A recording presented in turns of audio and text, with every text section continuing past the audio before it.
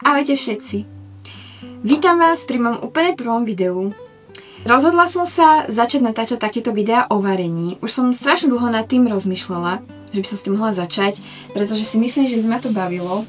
A mám rada, keď niekto sa ma spýta na nejaké recept, môžem mu poradiť a potom mi napíše, že na ty bolo to super, bolo to výborné, ďakujem.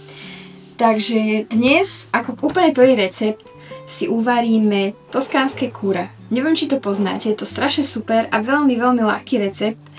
Rozmrazala som si tu 2 kuracie prsia. To nám ako štvorčlennej rodine bude stačiť na 1 alebo 2 obedy. Budeme k tomu potrebovať ešte sušené paradajky, cesnak, smotanu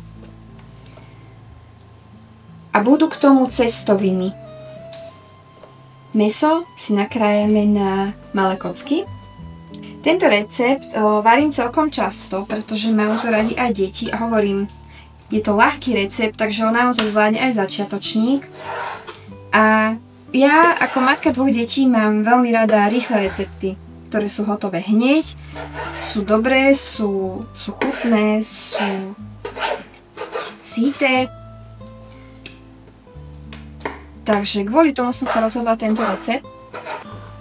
Varím už pomerne dlho, už asi 10 rokov, odkedy mám svoju vlastnú domácnosť.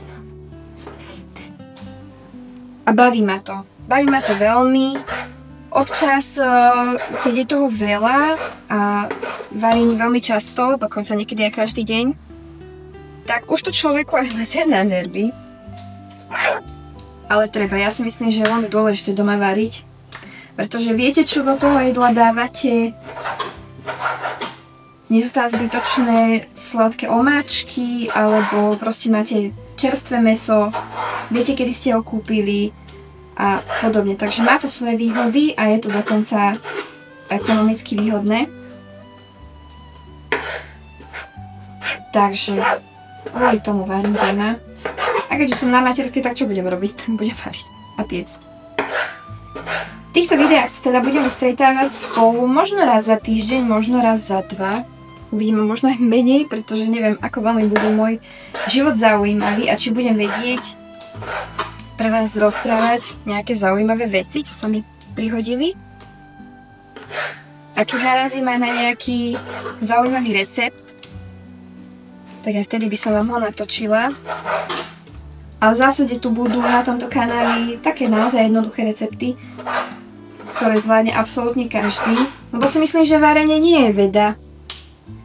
Ak sa naučíte pár dobrých receptov, ktoré potom viete striedať, tak je to výborné. No. Mäso máme nakrájané na kocky, asi takto to vyzerá. Ideme si dať variť vodu na cestoviny, to som zabudla. Tu sa mohli dávno variť, ale nevadí. To už kúpila som pene.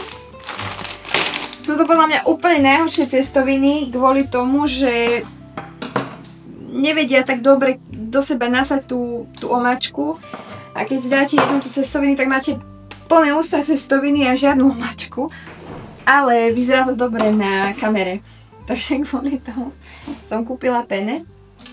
Ideme si zapnúť tú vodu. Cestoviny varím tak, že dám zovrieť vodu, do nej hodím cestoviny, vypnem to, zakriem. Počkám 5 minút, predsedím a cestoviny nie sú ani rozvarené, ani nie sú tvrdé, sú presne také, aké majú byť, sú úplne výborné. A je to taký super trik, že vždy sa vlastne tie cestoviny podaria. Takže môžete vyskúšať. No, varí sa nám voda. Dáme si olej na pánvicu, dáme si olivový, že keď je to taká talianska kuchyňa, tak niekto má všetky tie talianské chute. Dúfam, že to stihnem dovariť, pokým moja dcéra spinka. Som sa aj bála, že nezaspí, pretože máva teraz takú, neviem ako sa volá, spánková deprivácia alebo spánková rezistencia. Nejak tak proste nechce zaspať. Niekedy mi chodila spávať o 11:00 a bolo to absolútne úžasné, pretože človek mal čas aj pre seba, aj na to varenie, proste bol kľud. Trošku si tá matka vtedy vydýchne a naberie silu na tú druhú smenu, ako sa hovorí, ktorá príde po obede. A mám teda ešte jednu dcéru, ktorá je teraz v škôlke Tá veľmi rada chodí do škôlky, takže to je úplne úžasné, chodí tam už druhý rok. Veľmi sa jej tam páči a je to super, že tam chodí, pretože už jak boli prázdniny, tak sa veľmi nudila. Už som nevedela, čo s nimi naozaj. Takže teraz sú také fajn, majú režim, chodia skorej spávať, skorej vstávajú. Aj my teda skorej vstávame, že sme boli naučení cez prázdniny vstávať o 9. po 10. To bol extrém. A teraz teda je to druhý extrém. Že nie sme zvyknutí tak skoro. A ani ja, ani manžel teda nemáme radi skoro vstávať. Ďalej použijeme sušené paradajky. Používam zásadne smotanú na šľahanie, pretože ona hneď tak tú omáčku zafarbí do biela, hneď je to také síte, také silné jedlo ako keby. A mám tu grana padano, môžete použiť aj parmezán, prosím vás, nie ajdam a podobné takéto tvrdé syry, pretože to vám tam stvrdne v tej omáčke a není to dobré, naozaj. Toto vám pridá aj sol, aj chuť, aj taký pocit toho Talianska. Takže naozaj tento grana padano je výborný. Dobre, mäso môžeme posoliť. Ošupeme si cesnak. Ten je tam tiež veľmi dôležitý. Na to, čo sa to mäsko bude robiť. K tejto omáčke môžete kľudne pridať aj rýžu, zemiaky, hoci čo máte radi. Ja si myslím, že úplne najrýchlejšie sú tie cestoviny. A my to tak ľúbime, dokonca to mäso sa dá nachlepať a dá sa uvariť, alebo teda napríklad si urobiť ako plátky. Je tiež veľmi chutné, potom s tou rýžou je to také fajn. Dajte mi vedieť, či by ste chceli viacej takýchto videí, pretože ja si myslím, že mňa to bude baviť. Už v minulosti som robila videá o make-upe a o kozmetike, lenže potom prišli deti a ja som sa prestala ničiť, alebo teda väčšinou času som nemala make-up na sebe. A teraz keďže varím, tak je to pre mňa tak prirodzené, že natáčam videá o varení, o pečení. Vriená voda na cestoviny, takže hodíme tam cestoviny. Môžete celý sáčik, u nás sa to zje. Teraz zamiešam. Počkám, kým zase tá voda začne vrieť. A ak náhle zbadám také prvé bublinky, tak to vypnem a zavriem. Hotovo. Necháme to dôjsť.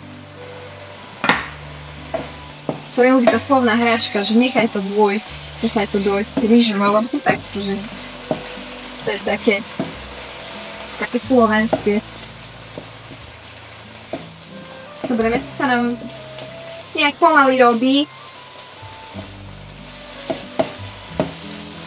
No, ušupané máme ten cesnak. Môžeme si ho nastrúhať. Ja dávam teda 3 strúčiky. Vy keď máte radi viacej cesnaku, dáte viac. Kľudne podľa pocitu. My máme radi to akurát. No, tak sa tam dám. No, nakrájala som to trošku na také väčšie kusky. Dobre, môžeme si nakrájať sušené paradajky. Kúpila som také väčšie, takže treba ich nakrájať, aby boli také fajn. Neviem presne koľko, zase podľa pocitu. Nemusí ich tam byť nejak extra veľa. A to tam urobí tak úžasnú chuť. Väčšinou kúpam nakrájané, ale nemali teraz, takže zase som chcela ušetriť trošku času. Lebo pri deťoch to varenie to je veľmi ťažké. Hlavne pri tej mladšej, ona má teda 2 roky, teraz mala v auguste. A ona chce všetko vidieť, ona chce ochutnať, ona chce všetko chytiť, proste. Snažím sa, že by mi pomáhala. A neviem, že by mi umývala zeleninu a podobne. Ale ja sa poznám, že ja potom dostanem nervy. A ja som taký človek, že ja potrebujem všetko hneď, mať hotové. Nerada sa zdržujem proste. Ja viem, že nie je to úplne OK, a musím na tom zapracovať. Mňa si tam moc do kuchyne doma nepúšťali a teraz to úplne chápem. Vyskúšame to mäso, či je aspoň trošku hotové.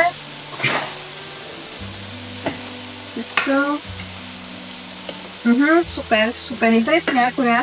Precítime si cestoviny, si myslím, že budú hotové tiež. Pozrieme sa na ne. Je dobré, že takto tie sú ešte vo vode, že ich pomiešate. To je úplne super, pretože oni sa vôbec nebudú potom lepiť.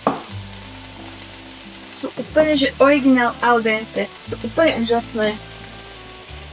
Ja neviem, asi 5 minút tam boli. Tomanci. Nebudeme používať žiadne sitko, pretože všetko chceme rýchlo. Takže zoberieme hneď, to mi to trošku začína horeť, šup, takto. Trošku to podlejeme, to vykecávam a horí mi mäso. Dobre. Zachránime situáciu a ideme to predsediť. No, do cestovín uvarených ja pridávam olivový olej. Že vraj to znižuje glykemický index. Takže to už som tak naučená, to už tak automaticky robím. Oni sa ani nezalepia, sú úplne super, úžasné. Al dente, presne ako majú byť. No, mäso už je urobené, pridáme k nemu tie sušené paradajky. Tie spravia úplne že krásnu farbu, úplne úžasnú chuť.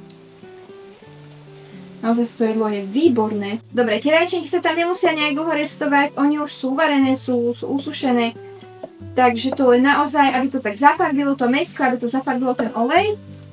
Teraz tam pridáme, pozor, teraz pridáme smotanu, nie syr. Najprv ide smotana, tá tam musí zovrieť a ten zovreté smotanie sa potom krásne rozpustí grana padano. Ak by ste to spravili naopak, tak to grana padano by sa vám scvrklo, bolo by tvrdé, bolo by zlé, proste ten postup treba dodržiavať pri takýchto receptoch. Toto nám krásne zovrie, pozrite, aká je nádherná tá smotana. On tie paradajky ešte pustia takú šťavu, bude to také oranžovejšie, také pekné. No, trošku to vypeckujeme, aby tá smotana rýchlejšie zovrela, pretože nemáme čas. Nemáme čas sa zdržiavať. To mäsko mohlo byť nakrájené ešte na menšie kúsky, ak tak pozerám. Ale to nevadí. Už to krásne vonia. Môžeme tam dať bazálku. To posypeme, to bude mať ešte krajšiu vôňu. Takto. A môžeme tam pridať ten syr. S tým syrom nemusíme šetriť. Ale akože v takej normálnej miere. Budete krásne vidieť, jak to bude husnúť, jak sa krásne vytvorí tá omáčka.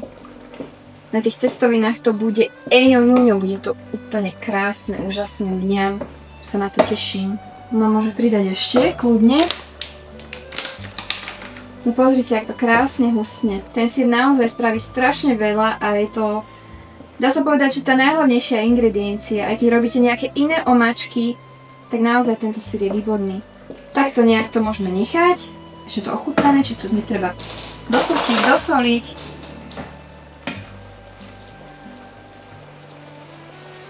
Je to presne také, ako to má byť. Je to presne také výborné, také cukrové a chutné.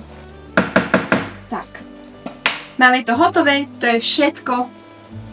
To je z tohto receptu absolútne všetko. Vidíte, že to je veľmi rýchlo urobené, stačí pár ingrediencií a máte úžasné jedlo.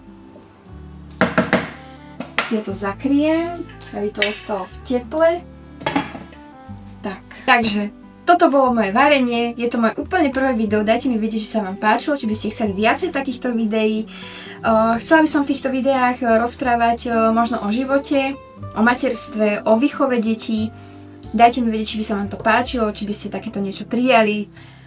A vidíme sa teda pri ďalšom videu. Majte sa krásne, pa pa!